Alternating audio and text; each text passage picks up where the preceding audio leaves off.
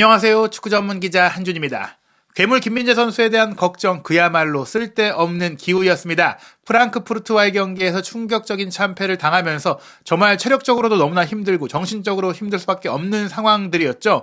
독일 일부 언론과 전문가들의 조금은 말도 안 되는 지나친 억가도 있었는데요. 이런 혹평들을 극복하고 마침내 김민재 선수가 독일 언론들의 찬사를 받기 시작했고 토마스 투헬 감독도 공개적으로 극찬했습니다. 독일 분데스리가 주간 베스트 11에 당당히 이름을 올렸고 챔피언스리그 조별리그 베스트 11에도 김민재 선수가 이름을 올렸는데요. 이제 챔피언스리그 16강전 라치오와 경기를 통해 이탈리아 무대로 또 금의 환영할 수 있는 기회가 생긴 김민재 선수, 독일에서 어떤 평가가 나오고 있고 또 라치오와의 경기 김민재 선수의 어떤 면 때문에 또 한 번 득점을 기대할 수 있는지 최신 현지 반응과 16강전 상황 그리고 김민재 선수에 대한 모든 이야기 지금부터 총정리해드리도록 하겠습니다. 먼저 2023-2024 시즌 UEFA 챔피언스리그 별들의 전쟁 16강전 대진 추첨이 있었습니다. 조 1위로 올라온 팀과 조 2위로 올라온 팀들이 맞대결을 펼치고 16강전까지는 같은 리그 팀들이 만나지 않는 상황인데요.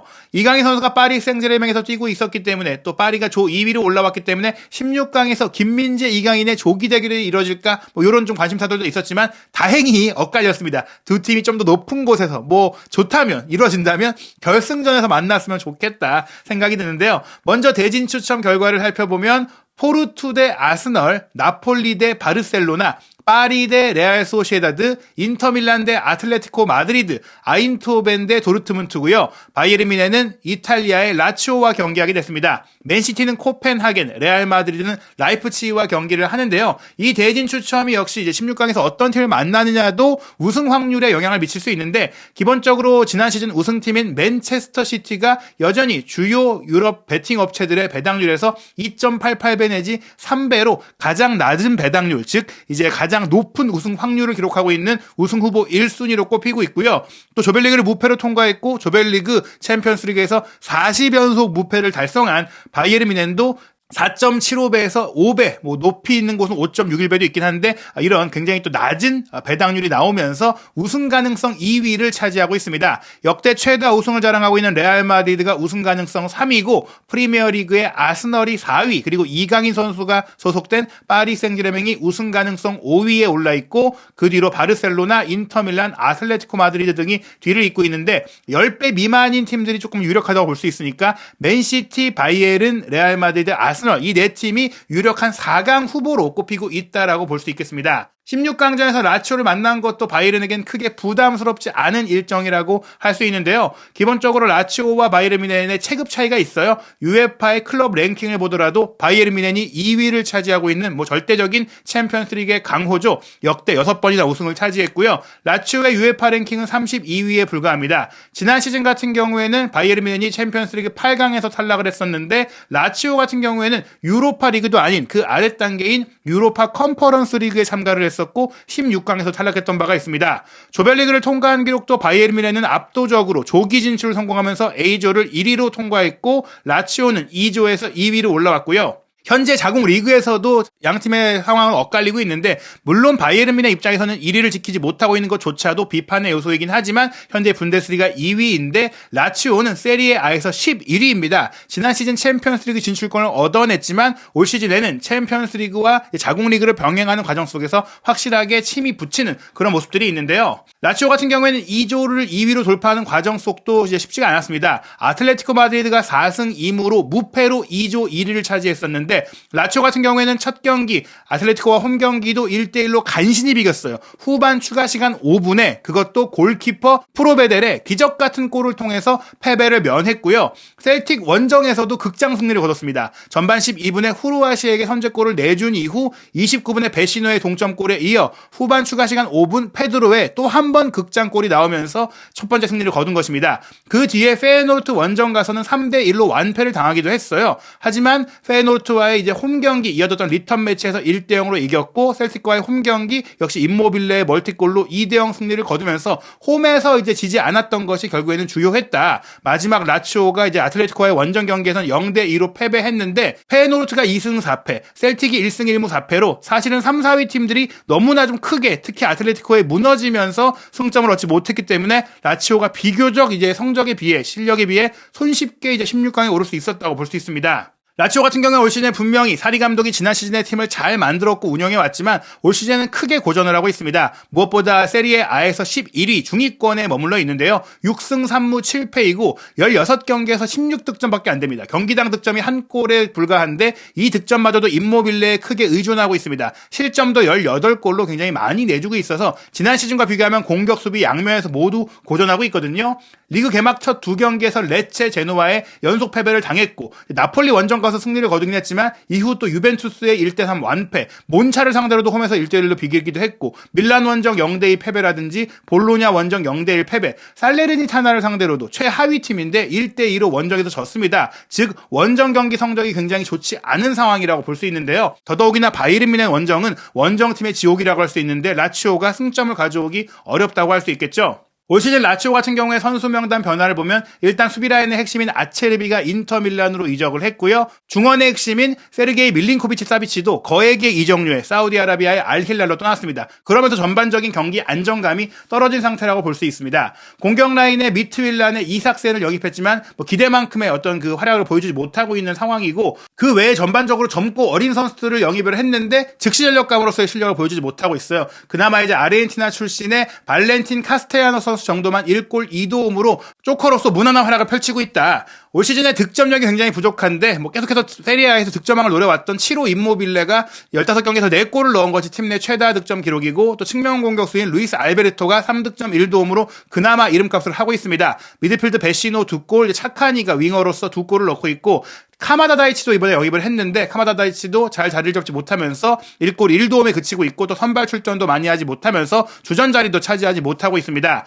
챔피언스리그 무대에서도 이제 임모빌레가 3골을 넣으면서 그나마 해결사 역할을 해주고 있고 페드로가 주로 후반 조커로 활약하고 있는데 챔피언스리그에서 결정적인 2골을 넣어주면서 그나마 이제 활약을 펼쳤다고 볼 수 있습니다. 라치오는 4-3-3 포메이션을 기반으로 이제 운영하고 있는데요. 포백에 라짜리와 파트리치, 로마뇰리, 마루시치가 이제 배치가 되고 미드필드 라인의 기행두지, 로벨라, 루이스 알베르토, 최전방에는 임모빌레를 중심으로 좌우 측면에 필리페 안데르손과 차카니, 이 선수들이 확고한 주전이고 사실 주전과 비주전의 격차가 크다 보니까 로테이션도 쉽지 않고 챔피언스리그를 병행하는 과정 속에 이 주전 선수들의 체력적인 부담이 크게 드러나고 있는 점도 문제라고 할 수 있겠죠. 라치오 같은 경우에는 기록적으로도 뚜렷한 모습이 보이지 못하고 있어요. 점유 기반으로 숏패스를 하는데 창의성이 밀린코비치, 사비치가 빠진 이후에는 크게 떨어졌고 중원에서의 장악력도 떨어졌습니다. 그나마 이제 좋은 점이 중거리 슈팅을 통해 득점을 창출하는 모습, 결국에 원더골에 의존하고 있다는 것이고 세트피스 상태에서 수비가 좋다라고 하지만 또 공중전에 약점이 생기고 있다는 점들은 역시 이제 상반된 모습들을 보일 수 있으니까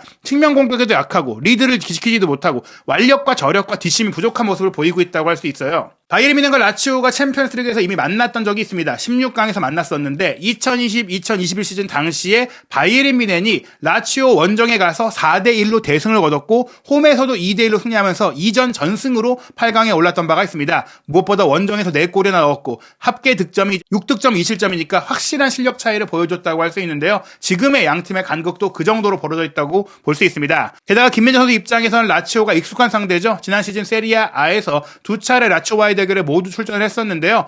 전반기 원정 경기 당시에 2대1 승리 과정에 김민재 선수가 자신의 세리아 2호 골을 라치오를 상대로 기록하면서 최고의 활약을 펼쳤던 바 있고요. 다만 이제 후반기에는 나폴리가 홈 무패를 달리다가 라치오와의 경기에서 첫 번째 패배를 당했는데 그 패배 속에서도 김민재 선수만큼은 제 몫을 다했다라는 평가를 받은 바가 있습니다. 시즌 초반 나폴리가 무패 행진을 거두는 과정 속에 라치오가 지난 시즌에 말씀드린 대로 굉장한 돌풍을 일으켰던 또 다른 팀이기 때문에 이 라치오 원정이 최대 고비로 여겨졌는데 당시 라치오를 상대로 나폴리가 원정팀임에도 61%의 압도적인 점유율, 기대득점도 1.95골 대 0.25골, 라치오가 이제 8개의 슈팅을 했는데 빅찬스를 하나도 내주지 않을 정도로 김민재 선수가 확실하게 위기가 오기 전에 꽁꽁 묶어내는 그런 플레이를 펼쳤어요. 그렇기 때문에 이제 폰몹의 통계 기반 평점에서도 라치오 원정에서 골을 터트린 크바라첼리아가 8.5점으로 최고의 선수로 꼽히긴 했지만 8.3점으로 그 다음으로 높은 평가를 김민재 선수가 받았었고요. 이때 전반 38분에 시엘린스키 선수의 코너킥을 김민재 선수가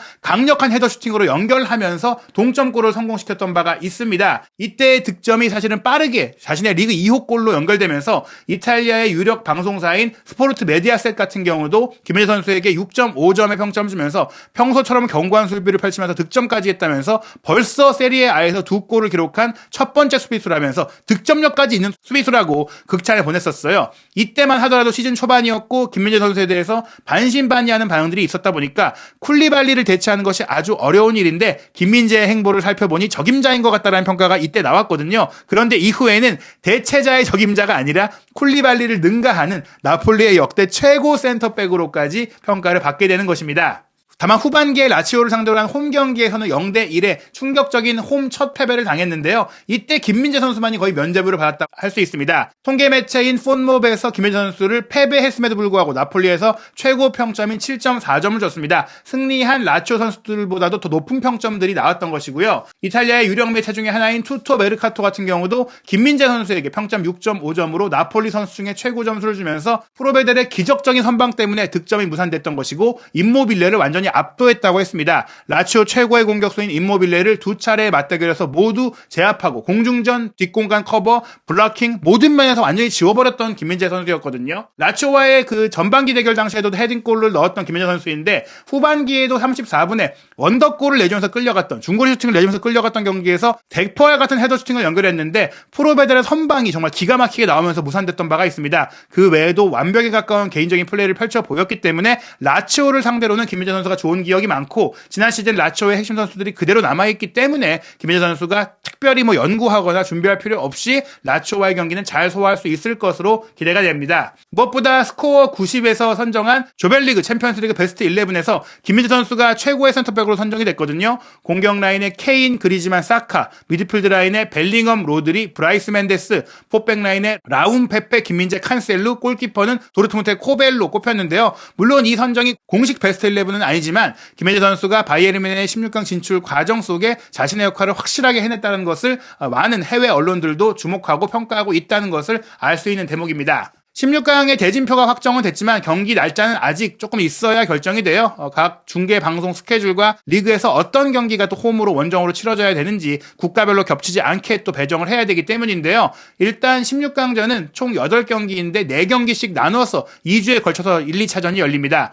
16강 1차전의 첫 번째 일정은 한국 시간으로 2월 14일과 15일 새벽, 두 번째 1차전은 21일과 22일 새벽에 열리고요. 2차전 첫 번째 일정은 3월 6일과 7일 새벽, 그리고 2차전의 두 번째 일정은 3월 13, 14일 새벽에 열리게 됩니다. 김민재 선수의 바이에른이 라치오와 언제 어떻게 경기하는지는 확정이 되는 대로 저희가 소개해드리겠습니다. 우선 김민재 선수가 슈투트가르트와의 경기에서 1골 1도움의 맹활약을 펼쳤던 부분 중에서 1도움이 상대 수비를 맞고 연결됐던 이유로 취소가 됐다라고 저희가 말씀드렸는데 분데스리가 공식 홈페이지의 기록을 보니까 어시스트가 다시 인정이 됐습니다. 이날 김민재 선수가 4개의 슈팅을 했고 1골 1도움을 했다라고 등재가 되어 있고 공식적으로도 김민재 선수가 이날 경기 최우수 선수로 평가를 받았는데요. 그동안 김민재 선수에 대해서 저평가를 해왔던 독일의 두 대표적인 매체 키커와 빌트도 김민재 선수를 이날 경기 최고의 선수로 꼽았습니다. 키커의 평점에서도 김민재 선수가 독일 기준 평점에서 최고 점수인 1점을 받은 유일한 선수였고요. 멀티골을 넣은 케인도 1.5점이니까 김민재 선수가 절대적인 최고였다는 평가를 받았습니다.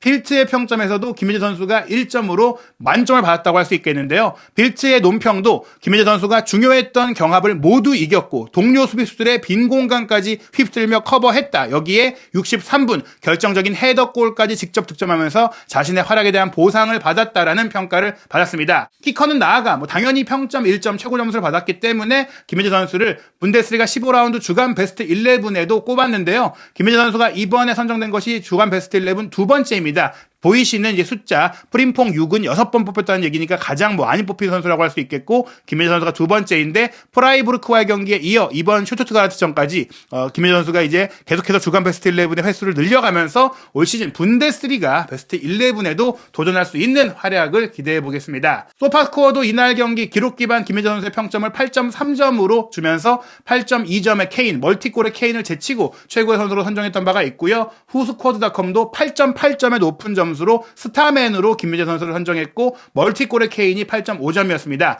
김민재 선수는 무실점 수비에 수비 수임에도 득점도 했고 도움까지 했기 때문인데 전반 10분 운다부가 게헤이루를 완전히 제치고 확실한 슈팅 기회를 얻었을 때 김민재 선수가 블로킹으로 막아냈던 슈퍼 세이브도 있었고요. 전반 25분에 이미 파블로비치의 프리킥 크로스를 김민재 선수가 헤더 슈팅으로 연결했는데 VAR이 작동되지 않았기 때문에 이게 좀 애매한 상태였는데 논란 속에서 득점이 인정이 안 됐어요. 사실 느린 그림으로 봐도 정확하게 오프사이드인지 의아했던 장면이거든요. 도둑 맞은 골이라고 볼 수 있는 헤더 득점이 이제 사라진 장면이었고요. 물론 전반 추가 시간에는 김민재 선수가 상대의 공 전개를 차단함과 동시에 토마스 밀러에게 패스를 줬고 토마스 밀러가 득점을 하면서 이미 전반전에 또 어시스트를 기록한 줄 알았는데 이 장면도 오프사이드로 이제 무효가 됐습니다. 하지만 결국 후반전 55분에 파블로비치의 프리킥 크로스를 김민재 선수가 문전 우측에서 헤더로 넘겨주고 케인이 이 패스를 헤더로 밀어넣으면서 바이에른의 2대0 추가골 과정에 김민재 선수가 어시스트를 기록을 했고요. 말씀드린 대로 수비를 맞고 간 줄 알고 나중엔 기록이 취소됐는데